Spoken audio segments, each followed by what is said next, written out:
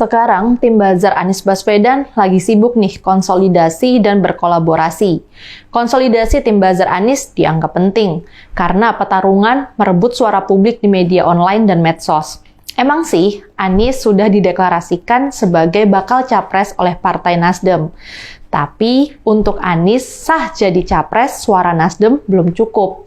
Anies masih butuh suara partai-partai lain untuk memenuhi presidensial threshold. Sekarang Anies menggebu-gebu, menggalang opini publik karena waktu terus berjalan mendekati Pilpres 2024. Konsolidasi tim buzzer Anies bocor ke publik karena keteledoran Musni Umar.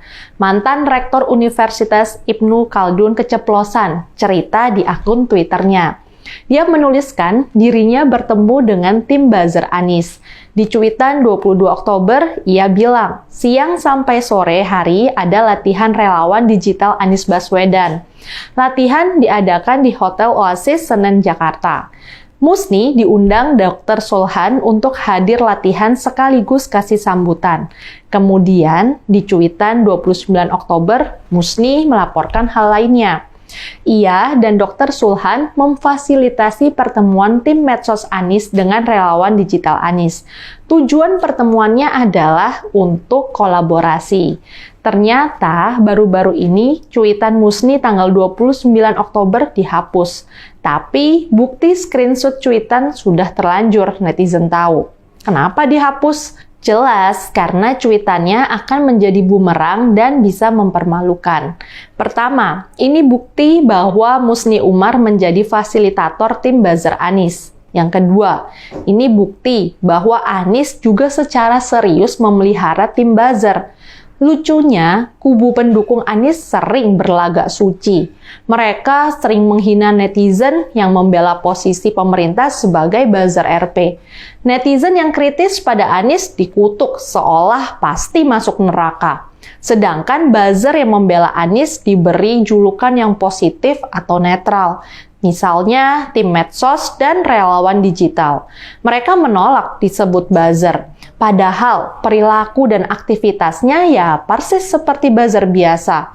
Mereka menyerang lawan-lawan politik Anies dengan keras. Mereka nggak segan mempermainkan hoaks dan pelintiran informasi. Tapi mereka lihai main kata-kata untuk tampil suci tanpa celah. Sekarang karena cuitan Musni, kita tahu buzzer Anies itu nyata adanya. Malah mereka pakai pelatihan segala. Tujuannya tentu aktivitas buzzernya efektif. Mereka akan memulas habis citra Anies di mata publik agar jalan Anies menuju Pilpres 2024 lancar jaya. Pelatihannya di hotel loh, pasti tim buzzer dan medsos ini ada dananya. Mereka bukan aktivis sukarelawan biasa yang kerjanya gratisan. Pemanfaatan buzzer oleh Anies sebenarnya bukan baru sekarang saja. Setahun lalu, November 2021, Anies memiliki tim buzzer lain. Sekarang cukup istimewa karena pakai embel-embel agama. Tim buzzer ini dibentuk oleh Majelis Ulama Indonesia atau MUI DKI Jakarta. Sebelum tim buzzer dibentuk, MUI DKI diberi dana hibah oleh Pemprov DKI. Hibahnya sangat besar, nilainya 10,6 miliar rupiah. Buzzer bentukan MUI DKI diberi nama Cyber Army. Namanya keren ya, tapi kerjanya ya seperti buzzer biasa.